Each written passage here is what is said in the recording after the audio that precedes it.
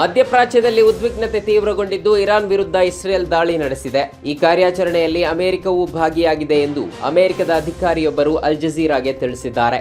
Iran ಮೇಲಿನ ದಾಳಿಯನ್ನ America ಮತ್ತು Israel ಜಂಟಿ ಮಿಲಿಟರಿ ಕಾರ್ಯಾಚರಣೆಯಾಗಿ ನಡೆಸಲಾಗಿದೆ ಎಂದು ಅವರು ಹೇಳಿದ್ದಾರೆ. ಇಸ್ರೇಲ್ ಶನಿವಾರ ದಾಳಿ ಆರಂಭಿಸಿದ ಬಳಿಕ ಕತರ್ನಲ್ಲಿರುವ ಅಮೆರಿಕದ ರಾಯಭಾರ ಕಚೇರಿ ತನ್ನ ಎಲ್ಲಾ ಸಿಬ್ಬಂದಿಗೆ ತಕ್ಷಣ ಆಶ್ರಯ ತಾಣಗಳಿಗೆ ತೆರಳುವಂತೆ ಸೂಚಿಸಿದೆ. ಮುಂದಿನ ಸೂಚನೆ ಬರುವವರೆಗೆ ಅಲ್ಲಿರುವ ಅಮೆರಿಕ ನಾಗರಿಕರು ಸುರಕ್ಷಿತ ಸ್ಥಳಗಳಲ್ಲಿ ಉಳಿಯಬೇಕೆಂದು ಸೂಚನೆ ನೀಡಿದೆ.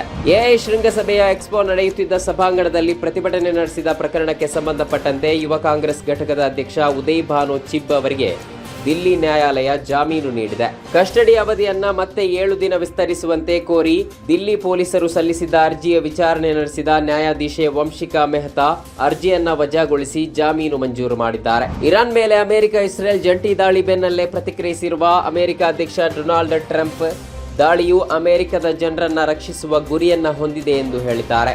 ಸ್ವಲ್ಪ ಸಮಯದ ಮೊದಲು ಅಮೆರಿಕದ ಸೇನೆಯು ಇರಾನ್ನಲ್ಲಿ ದಾಳಿಯನ್ನ ಪ್ರಾರಂಭಿಸಿತು.